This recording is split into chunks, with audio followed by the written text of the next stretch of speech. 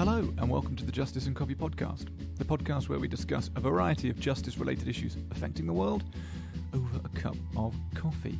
Continuing with my coronavirus calls. No, that's not a great title, is it? Scrap that. Continuing with my internet calls to friends, old and new, in the justice world during the coronavirus lockdown. This week, I got the chance to speak with Special Agent Alani Bankhead from the State Attorney General's Office of Hawaii. Alani is part of a team that investigates internet-facilitated child sexual abuse cases, and we're going to be talking about some of her work on this podcast. So on that note, I would like to give a bit of a warning that some of the content of this discussion may prove upsetting or distressing to hear, so please bear that in mind when listening. You may wish to choose a time and a place when you can listen to this one in private. I'm particularly excited for you to hear from Alani. She is one of my very favourite people. Not only was she once my boss, but she was also a pivotal part of the creation of Blue Bear Coffee Co., the producer of this podcast. In that, besides being a special agent, ex-bodyguard, ex-terrorist hunter, Alani is a life coach and has been an invaluable help to me and my scattered brain in the early days of setting up the business. So I can't say enough good things about her. But why don't I stop talking and I'll let you get to know her for yourself. Here's Alani. Alani, mahalo and welcome to the Justice and Coffee podcast. Bryn, aloha, how are you? Right, have I said the right term there? Is it mahalo or aloha? It's aloha. Mahalo is actually thank you, but A for effort. Quit. It's so great to finally get you on the show. I honestly can't believe it's taken a global health pandemic for you and I to actually sit down and do this. We've been talking about it for a while, but how are things going for you during this time over there in Hawaii? Yeah, no, thanks so much for having me. This has been a long time coming and it's been really cool just watching Blue Bear grow and listening to the podcast and stuff. So I'm really grateful that we get to chat today. But You've heard the podcast? Yeah, oh yeah. Oh my gosh. Yeah. I was never convinced you'd been listening to it. Yeah, of course I listened to it. We've been talking about this since, gosh, has it been a year since you started the podcast? Yeah. I feel like it's been. Well, the podcast started in September, but yeah, obviously you were. Oh, we were talking about planning and stuff. Right? That's what it was. Yeah. So yeah, and all of your guest roles, and you had that one on that Christian. It was like 3 hosts. I forget what it was called. 2. Well, when I was on, I guess. Yeah, when you were on. Oh gosh, no one wants to hear about that. Oh, whatever. How are you doing? How are things under the global health pandemic in Hawaii? Yeah, things are kind of flattening out finally, thank goodness. But yeah, it's kind of crazy living in the middle of a pandemic. But yeah, we're all kind of taking a breather. But I think because we're an island, things are a little isolated. Yeah, so I don't think we've fared as bad as some other spots. But yeah, we're doing okay. So how about you guys? Yeah, it's tough. It's tough over here in the UK. We're sort of approaching a spike here, or what we expect to and hope to be sort of the worst stages of it. So it's really hard. It's watching the news every evening is can be quite distressing. But there's also been this amazing sort of coalescing of community, people coming together to support one another and volunteer and do food shops for vulnerable people or elderly people. And every Thursday night in the UK at the moment, we're encouraged to go outside our front door and clap or bang our pans or make some noise and whistle and holler for the carers and for the key workers that are still serving. And last night, it was Thursday night, and I went outside and started applauding and watching all people sort of come out their front doors do the same. It's really quite a special experience. So there's beauty, but there's also suffering, and it's quite extraordinary. Certainly beyond my ability to articulate particularly acutely.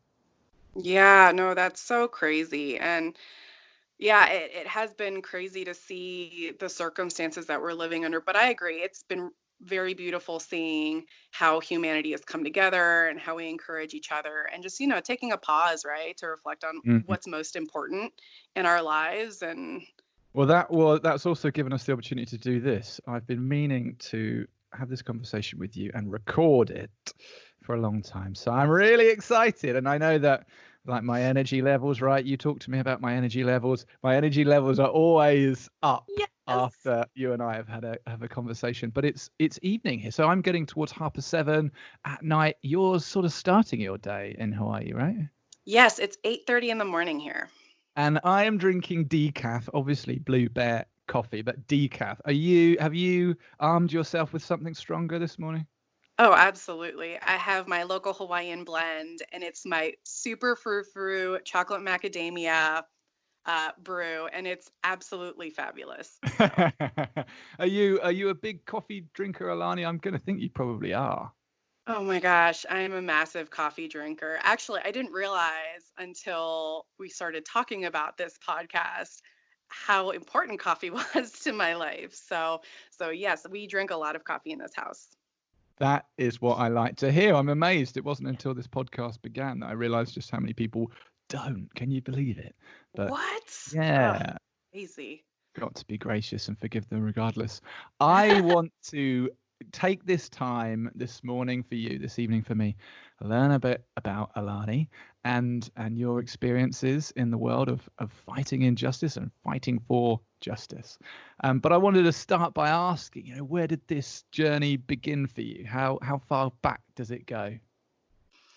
Oh man. Yeah. So I think my journey with justice started, before I was born. I grew up in a military house. So my dad was a military police officer in the US Army. And I grew up living all over the world, and just from a very young age, always was drawn to leadership type topics and hated seeing injustice. And so, I remember living in Colombia. So my dad was stationed at the embassy down there, and that was in the middle of the Pablo Escobar Oh, time frame. And just seeing what a beautiful culture Colombia was, but how ravaged it was by cocaine, and that whole economy just really took me to a place where I knew, like, I was going to be involved at the time in counter drug stuff, right? So everything I did, all my studies, everything was focused on getting back to Latin America so I could fight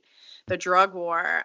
But of course, life has a funny way of zigzagging us. And so I ended up going to college and doing ROTC, which is the US's version of kind of the path to become a military officer, or one of the paths. And so I did that. Ended up joining the Air Force after college, planning on being an intelligence officer, and then life just kind of again intervened, and eventually ended up being a special agent with what we call the Office of Special Investigations. So if you are familiar with the TV show NCIS, it of is course. the Air Force's version. Yes, I know everybody loves that show. So I did the Air Force's version of that, and never in a million years would I have thought that I would be working felony level investigations. So it's like the FBI and the CIA and the DEA, like kind of all those agencies rolled into one. And so that was kind of a crazy path with all the different places that I went. I ended up, oh geez, I started my journey in Japan where we were hunting spies, and then ended up in Iraq deploying with special operations, and we were hunting terrorists there. So I was leaving the base to go meet with my informants, who a lot of them were Al Qaeda people, and they were telling me where their bosses were. And we were kind of collecting that information to give to special ops so they could go kill or capture them. And then I ended up in Quantico after that, and I was in charge of our worldwide counterintelligence technology protection investigations. So just making sure. Quantico, for people that aren't already aware, is the headquarters of the FBI, right?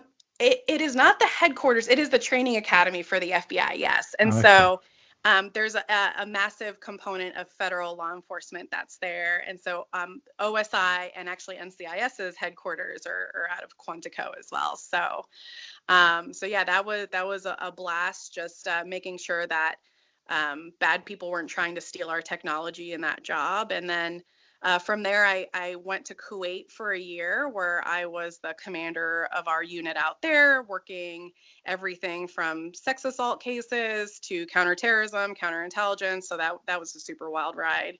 And then ended up going to the Pentagon after that, where I was the what we call the personal security advisor, or bodyguard, basically the close protection stuff, to the Secretary of the Air Force, who's the top Air Force official in our country. So so from there I ended up leaving service, and I went and worked for an international nonprofit that's how we met, right, at International Justice Mission. And so I was responsible for kind of oversight and support to our Latin American investigators, just helping them with their operations and training law enforcement and stuff like that.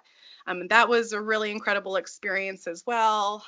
What an incredible team of people that we worked with.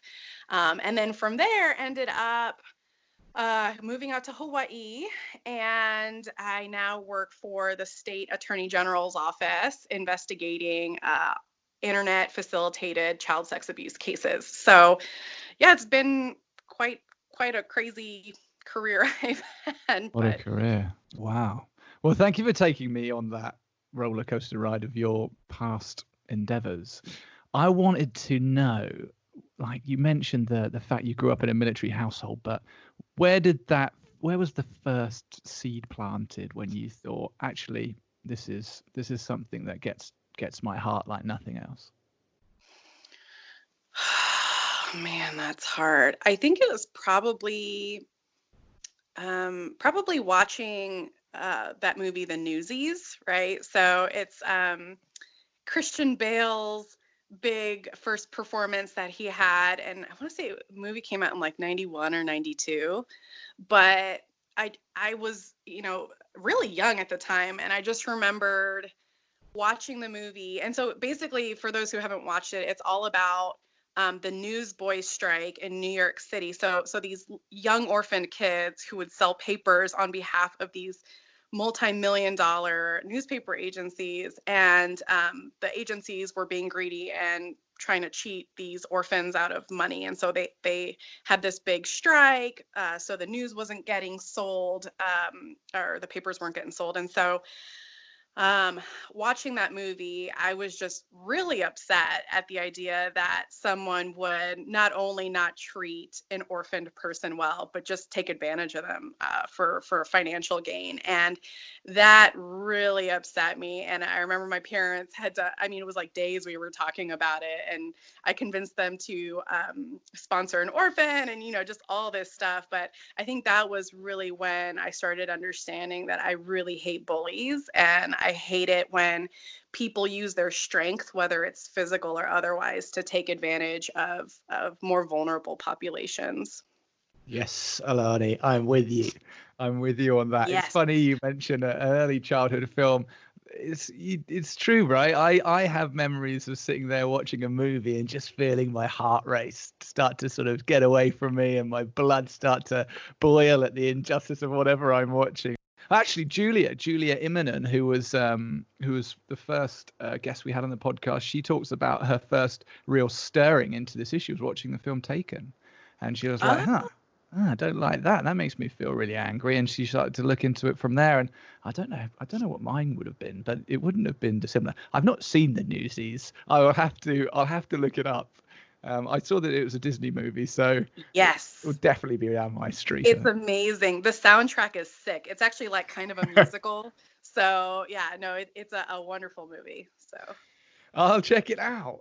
In a nice, broad, open question, why do issues of injustice, why do they matter to you?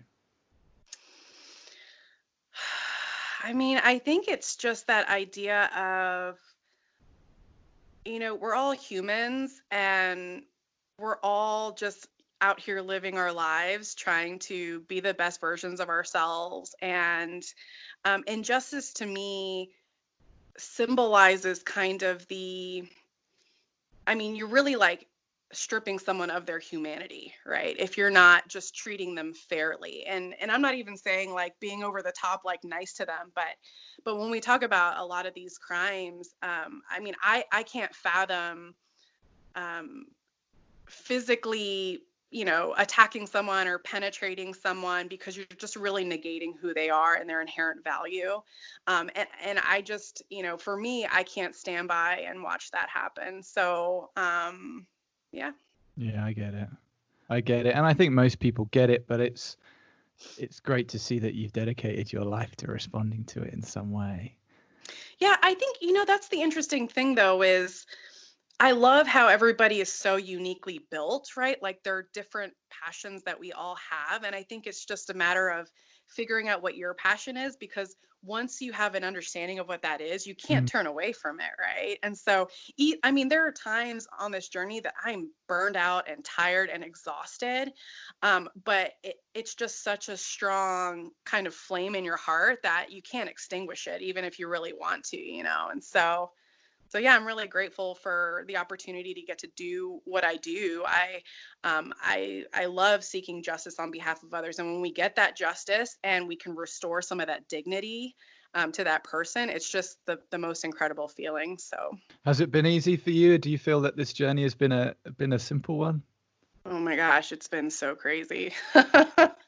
Yeah, the thing about working these types of issues is it's really the pit of humanity, right? Like my specific charter with my current job is specific to child sex crimes. And so you're talking about people who were doing, unthinkable, disgusting things to kids and recording them and distributing them. And, in some cases, creating forums where people can share information on how to do more of that crime. And it's really hard to be in that space just from a mental health standpoint, even psychologically. We all know that we need to rest, but it's hard when you're resting and you're thinking like, wow, the crime is continuing, right? And I'm not out there to get into the fight. But so it's always been really difficult, I think, for people in this field to take that break, right? Because you're in it because you're passionate about it. But even the most incredible investigators I've found usually burn out at about the 2-year mark. And I've definitely experienced that as well. I've kind of come in and out of this field as well, because you just get to a point sometimes where you're like, I'm done. Like I've had enough, and that's okay. But yet here I am pulled back in because our kids are just such important resources. And when you see the devastation that this type of abuse has on someone's psyche and their development, it's just soul crushing, And so, yeah, it's been really tough, but also really rewarding because we get to help just our most precious resources, right? Which is our kids. So.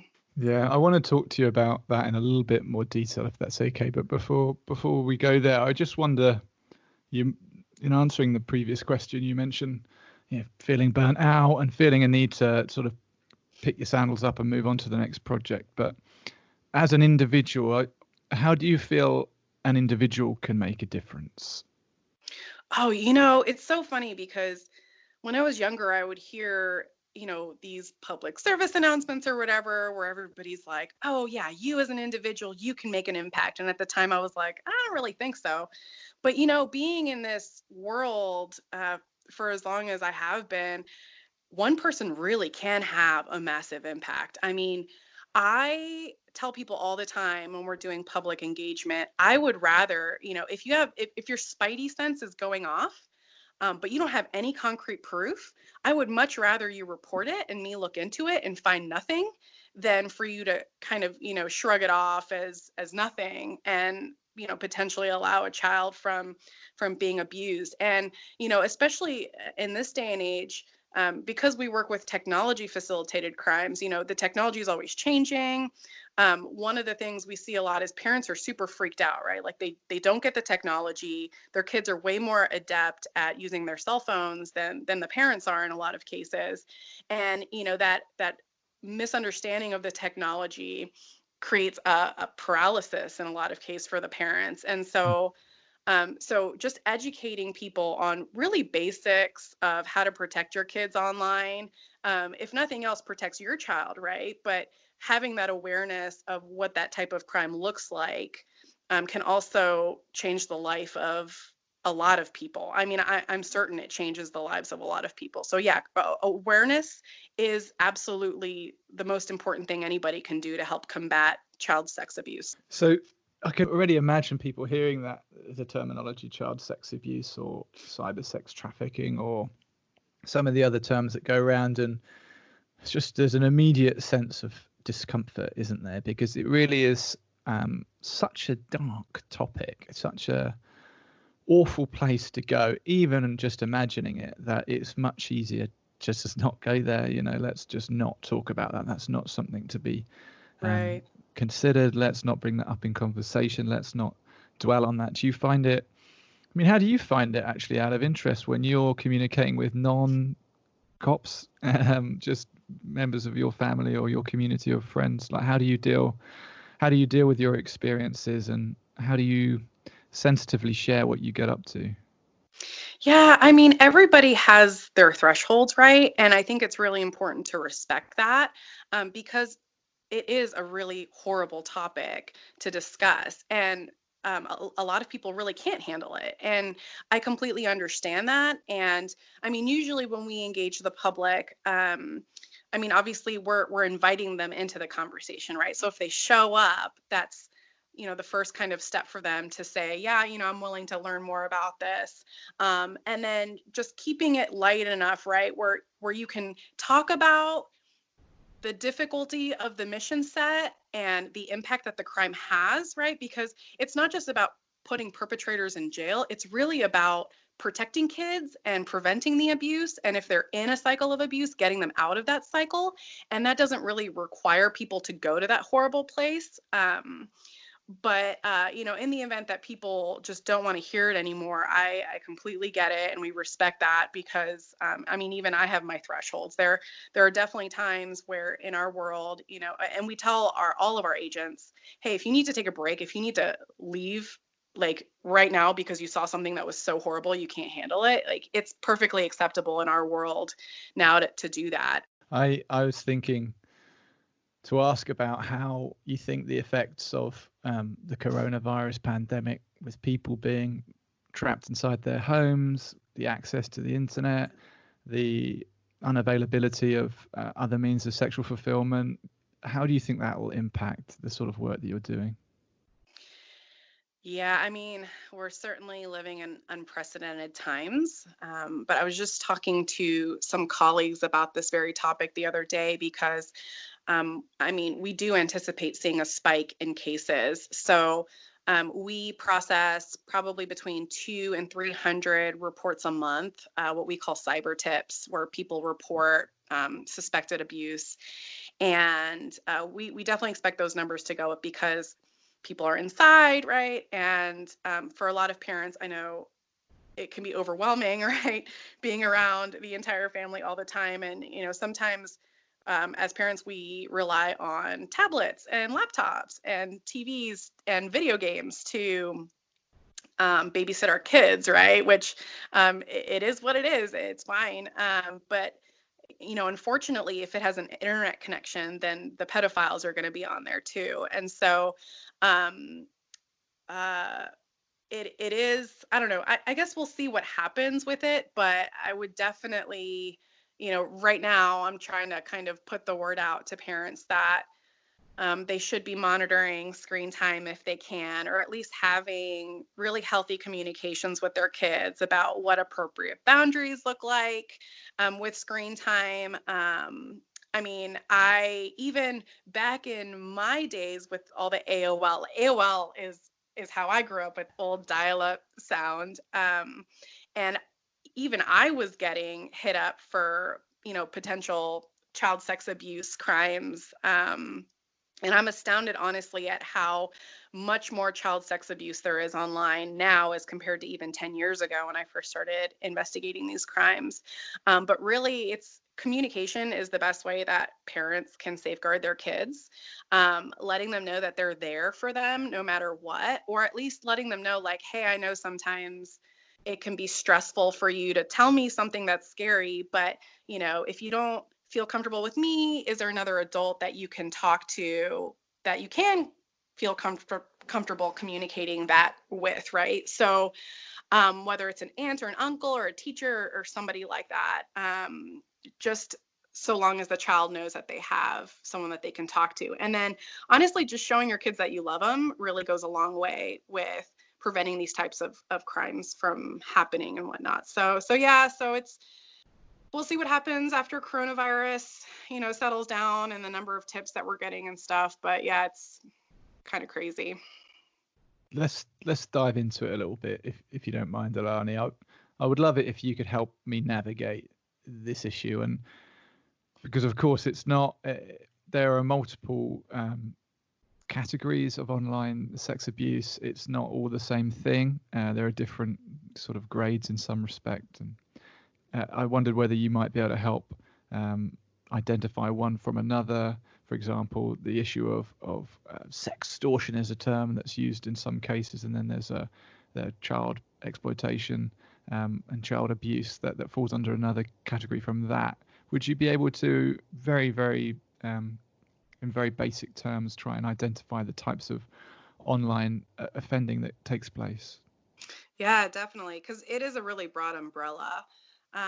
So basically, kind of the most basic type of crime that we investigate is technology facilitated child sex assault or rape, right? So it's no longer really about the creepy looking van that abducts your child. A lot of suspects are engaging with your child while they're in the safety of your home and convincing the kids to walk out the front door and meet them, and then the abuse starts. So that's kind of the main form of crime that we're investigating.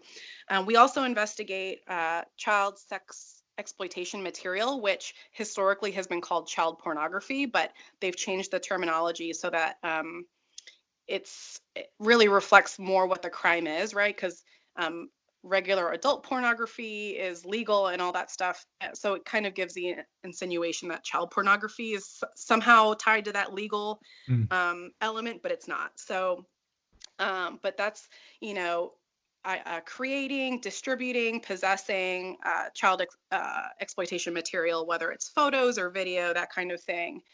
And then we have commercial sexual exploitation of children, which historically has been called child sex trafficking, right? So that's exchanging an item of monetary value in exchange for sex with a child. So it doesn't have to be actual money, it doesn't have to be pounds or dollars or anything like that. It's literally anything of value.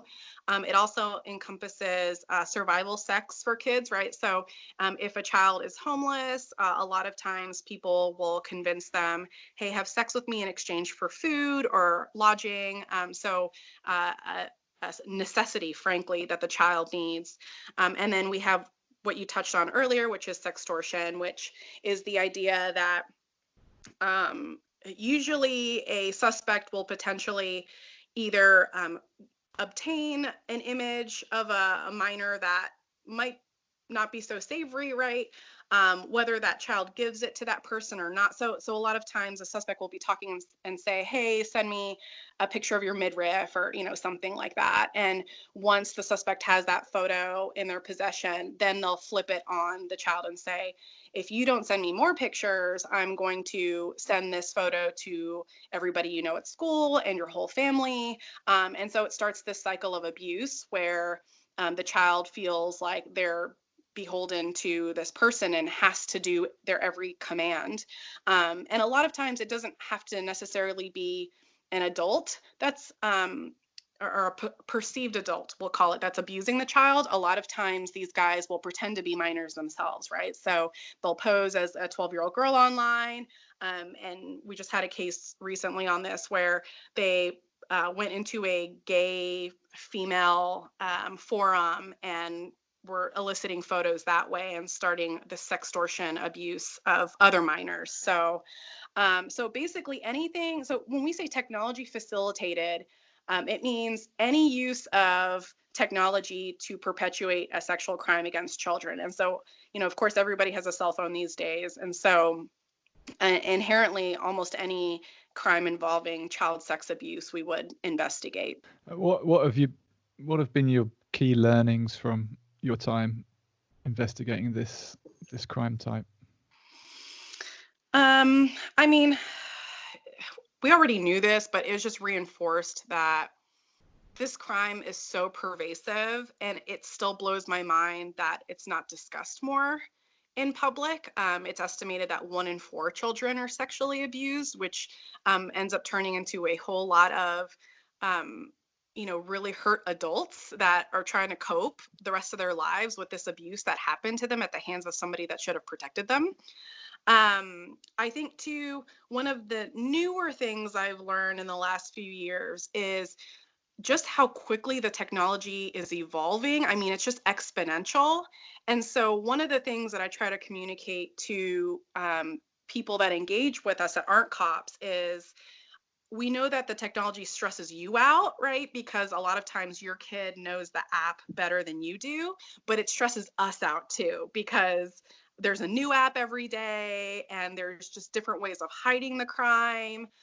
In fact, we have these private forums of law enforcement officers where, I mean, I'll average probably 20 to 25 emails a day from cops all over the world saying, does anybody have a search warrant template for this app? Or does anybody know how this technology works? Because I've never experienced this before.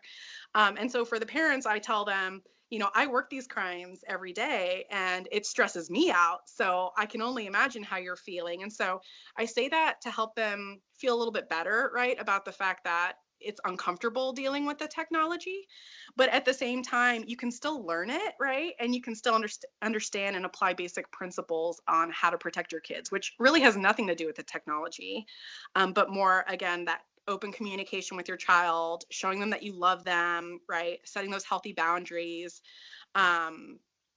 So yeah, I think that's probably the biggest thing. How do you think we can police something like this with the challenges that you briefly described in regard to that constantly evolving technology? It's not like traditional policing, right? I'm sure there is training and frequently updated manuals of investigation, but it must be a really significant challenge on law enforcement to systematically tackle this and do a comprehensive job of it, because my guess, Alani, with that would be, and I hope it's not the case, but my expectation would be that we get the low-hanging fruit, or we touch the tip of the iceberg, but there's so much going on that is unpoliced. What do you think?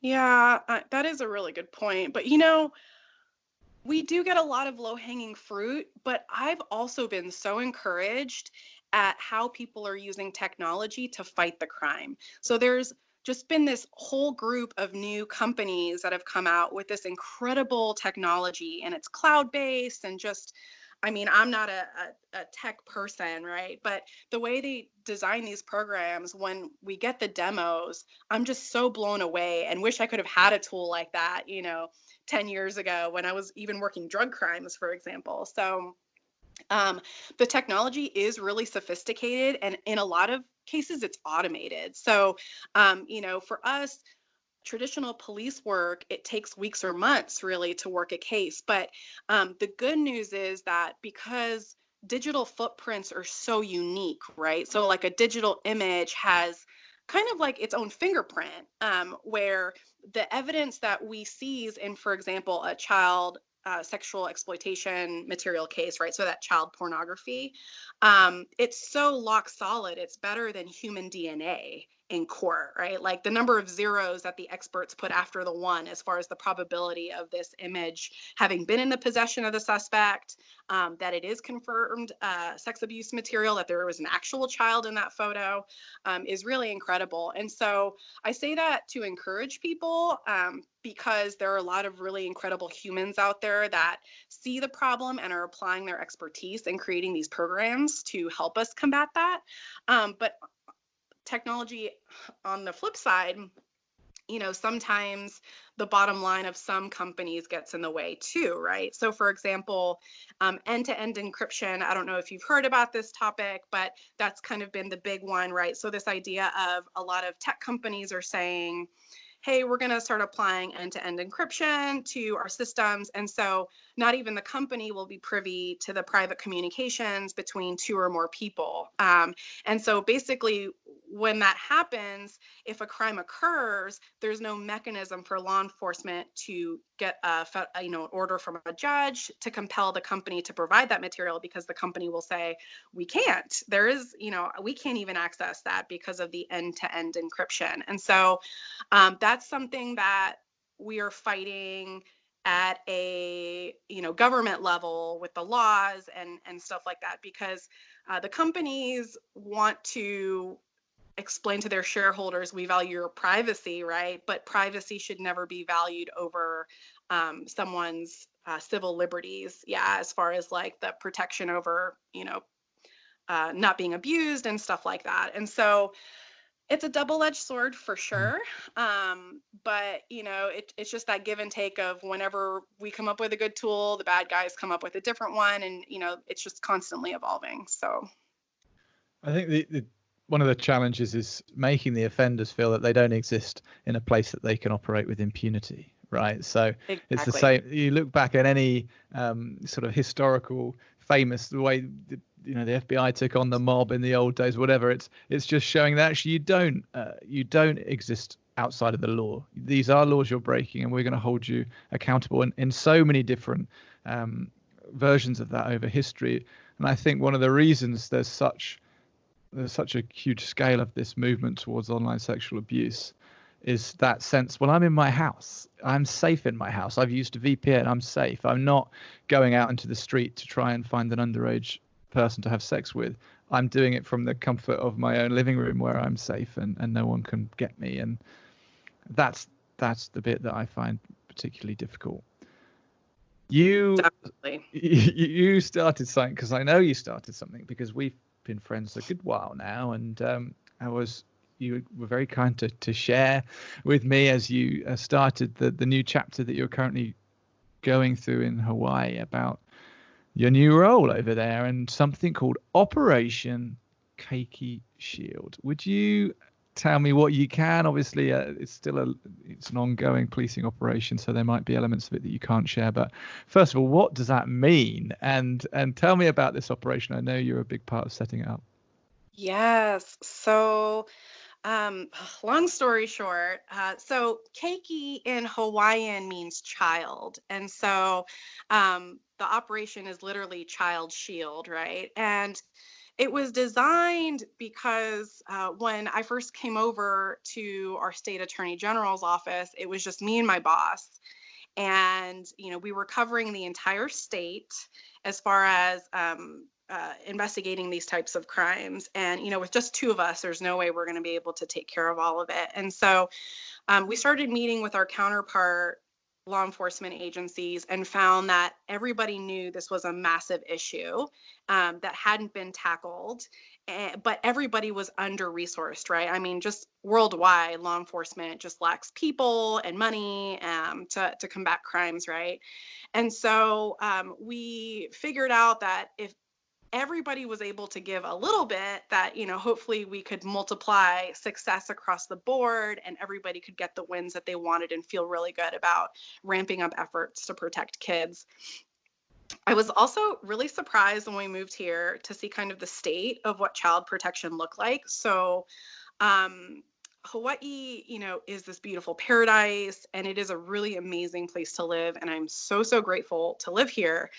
But it's kind of like a developing country still in a lot of ways when it comes to child protection. So they only made child prostitution illegal in 2016 here, which just blows my mind. I mean, there's Wow. still minors in, various prison facilities for being exploited, basically. And so that's something that we're trying to work on with the legislation. But from the law enforcement standpoint, there was a lot of public corruption as well. So if you Google the former Honolulu Police Department chief, he and his wife, who was like the number 2 prosecutor on the island, were under investigation by the FBI. They were just convicted last year. I mean, massive, massive corruption. It's like a movie. I'm waiting for the movie to come out because it's that bad.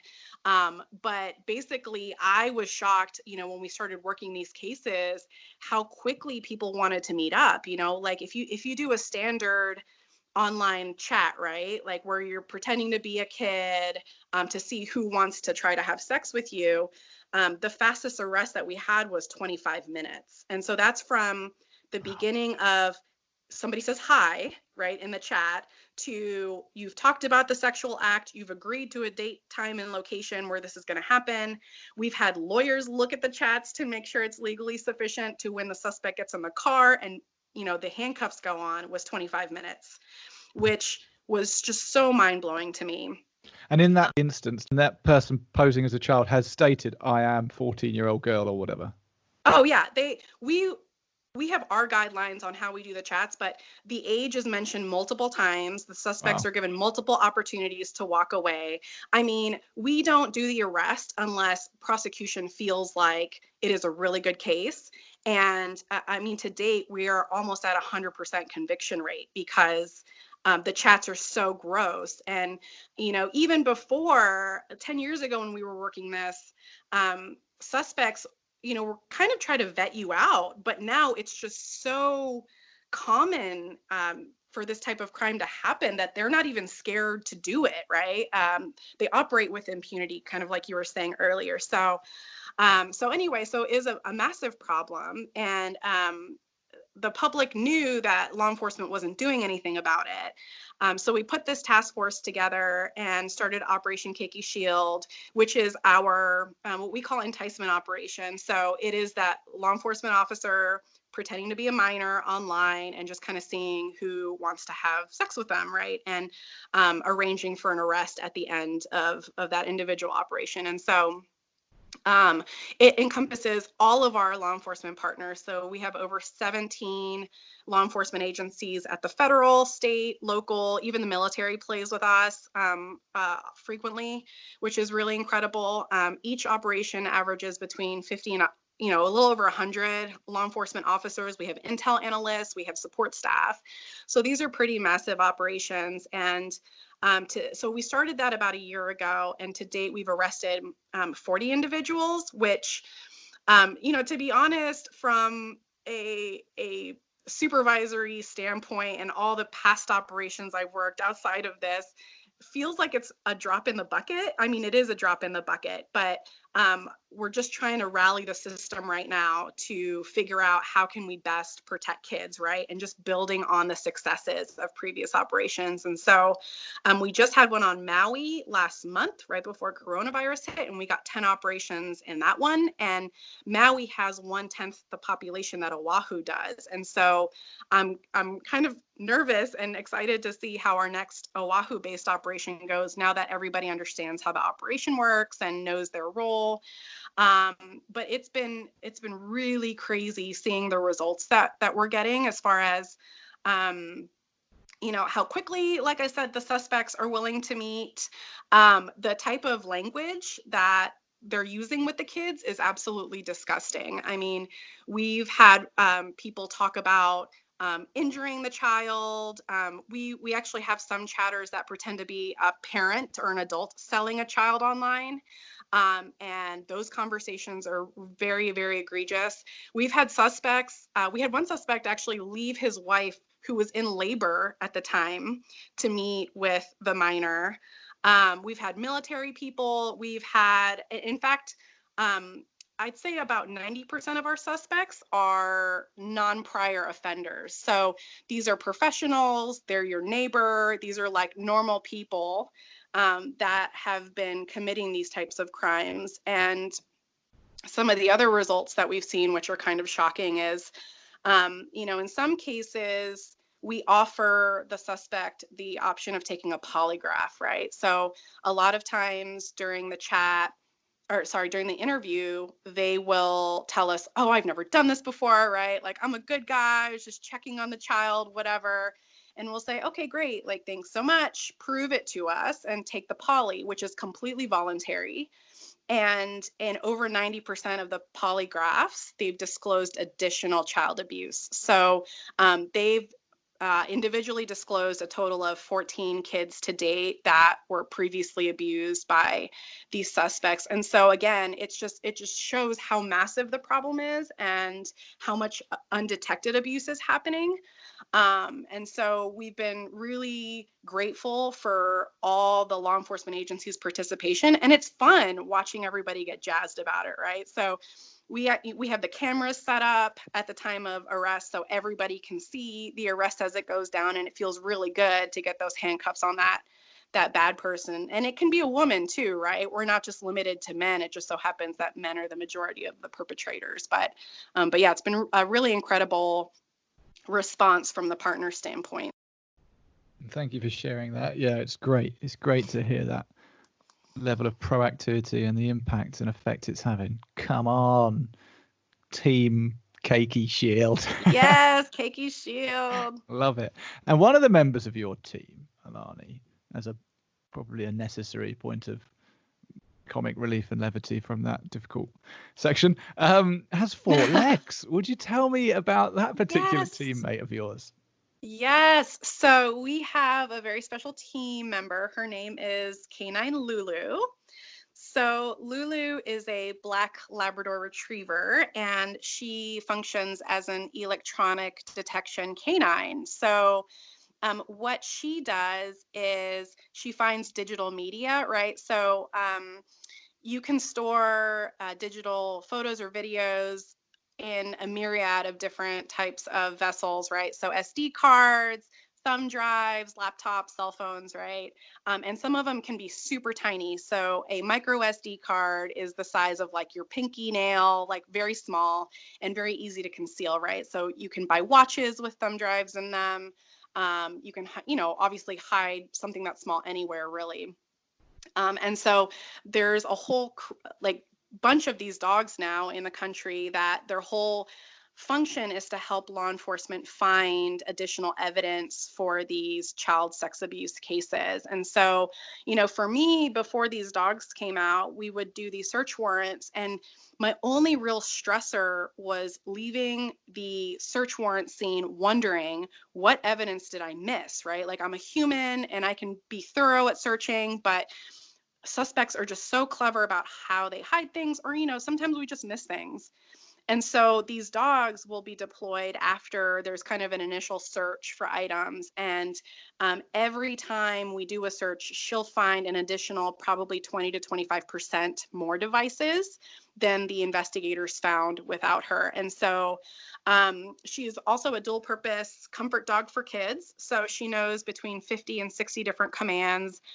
So she'll be with any children that we identify through the course of our investigations, just to be there to support them through the investigative and legal process. And so she'll give them hugs, she'll high five them, she'll get remote control if they want to watch TV or something like that. She'll get stuff out of the fridge. I mean, she's just such a hoot to work with, and has been an incredible tool for us in engaging with the community too, right? Because of course people love dogs as well. And so yeah, she's been absolutely amazing, and I'm very grateful that we have these dogs today. So. And where does Lulu live? Lulu lives with me. Yeah. Yeah, it's so amazing. So, she's a food reward dog. So if anybody knows anything about Labradors, is they're always hungry, right? So she only eats when she finds devices, and so we have to train her every day. So she can't live in a kennel because then she wouldn't get fed on the weekends. But yeah, we've gotten some really interesting results from her that we didn't anticipate. So she has her own Instagram account, which we actually set up. What's that? Well, you've got to give us that. Yeah, it's K9, like letter K, number 9, dot Lulu, Lulu. And I initially set it up because we wanted a platform to teach people about online safety, right? And because you so astutely mentioned, it's such a weird topic for people to hear about, right? They're not comfortable with it. And so having some cute dog pictures in between online safety tips is really helpful in keeping the engagement up. But I've been really surprised at the number of people that have reached out on Lulu's DMs or like the private messages on Instagram. But people DM Lulu pretty frequently talking about their own trauma and their own abuse.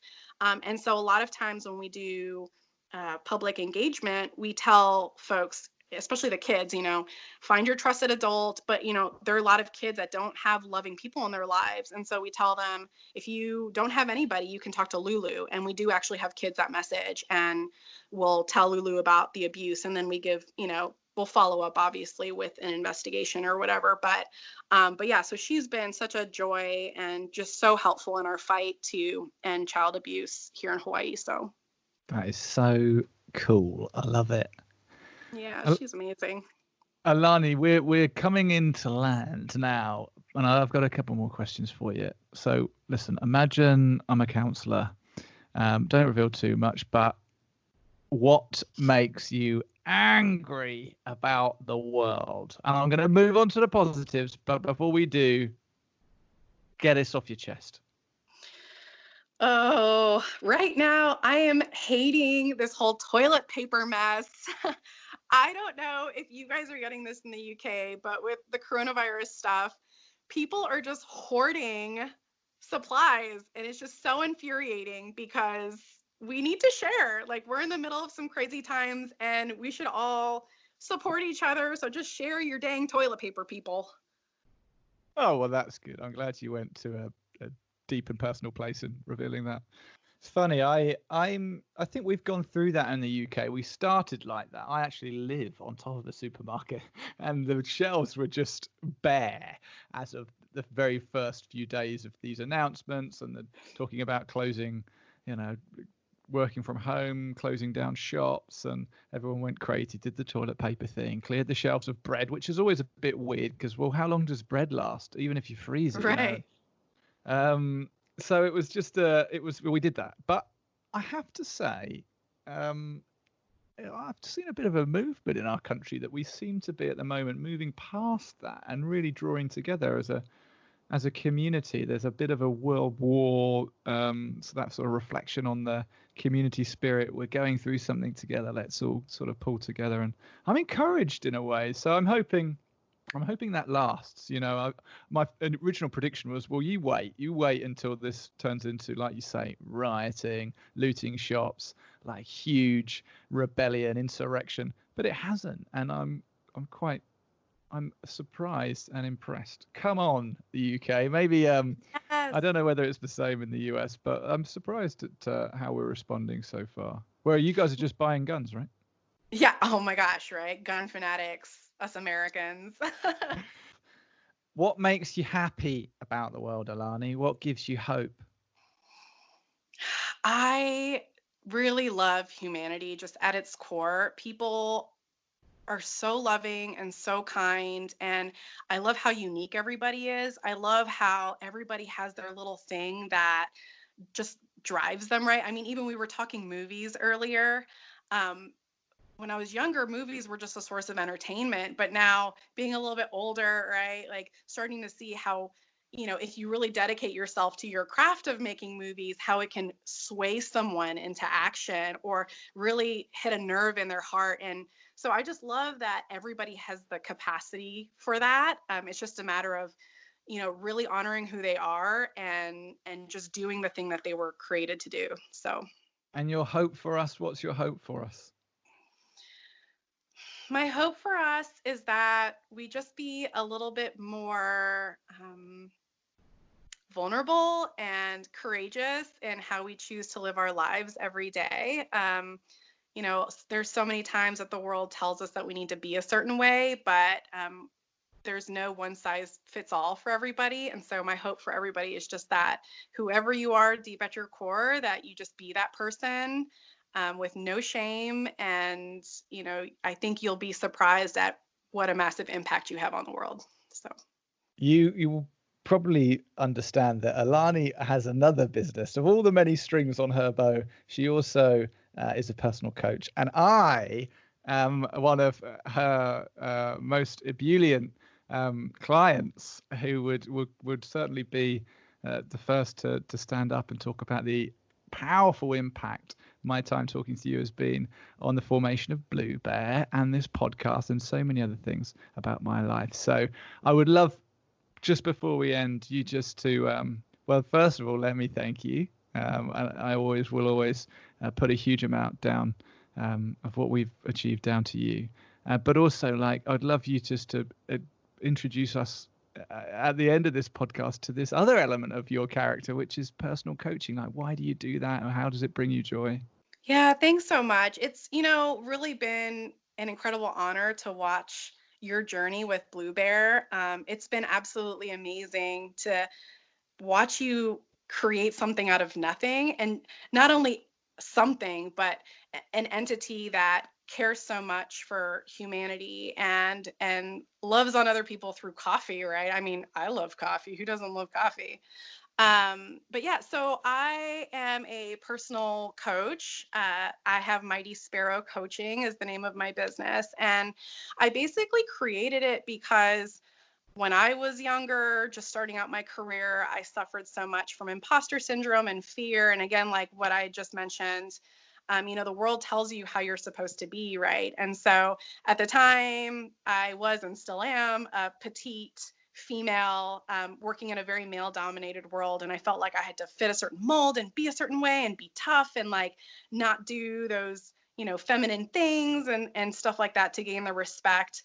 But what I did was I wasted a lot of time and energy worrying about things I didn't need to worry about. And so, through my experiences with bodyguarding and with terrorist hunting and just this crazy career that I've been on, I realized that my exterior appearance wasn't a weakness. It was actually a strength. So in close protection, it was actually a major advantage because people didn't know I was the bodyguard, right? And so I always had the element of surprise working on my side.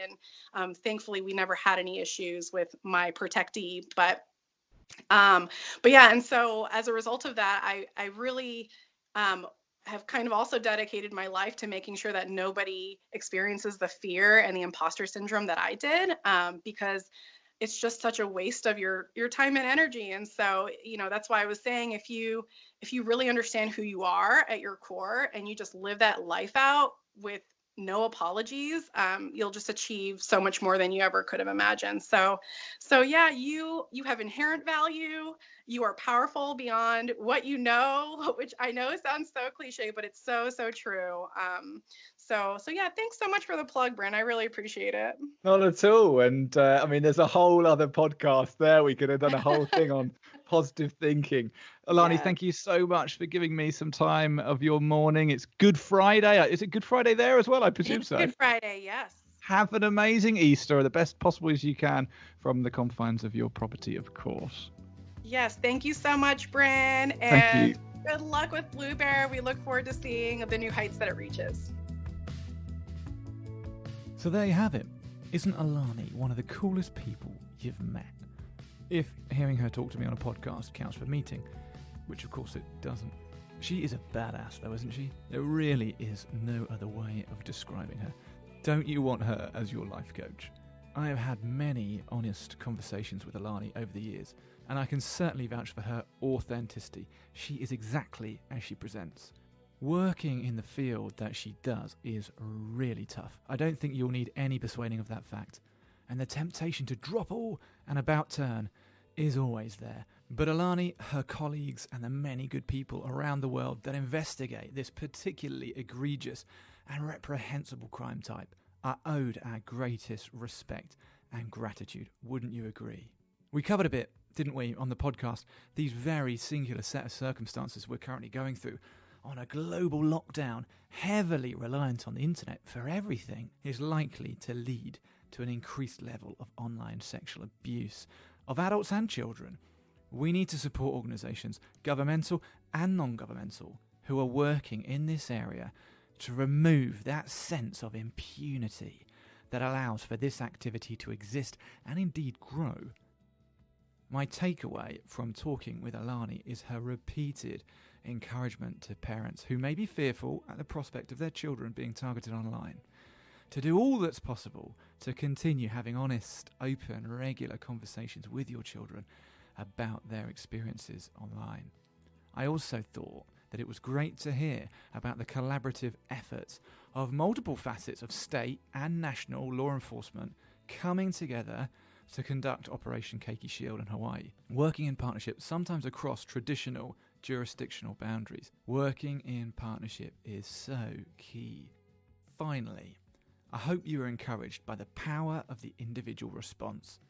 When Alani first moved to Hawaii, she was key to birthing a project that had no predecessor, and now Operation Keiki Shield and their continued casework is protecting an ever-growing number of children. Now, yes, Alani has a very unique skill set, but the point is a larger one. What began with her and her boss has led to operations with hundreds of law enforcement colleagues being mobilised around the world. You may not always know the impact of your response, but there will undoubtedly be one. So don't think that any issue is too big for you to influence. Thankfully, the world just doesn't work that way. I'm getting well outside of my area of authority, if I even have one. So I'll try to contain myself and finish this podcast with a thank you to you, the good listener, for tuning in. And of course, a big thank you to Alani for coming on and speaking with us and being so candid. If, like me, you want to follow Lulu, the crime-fighting canine, on Instagram, the title of the account to follow is canine.lulu.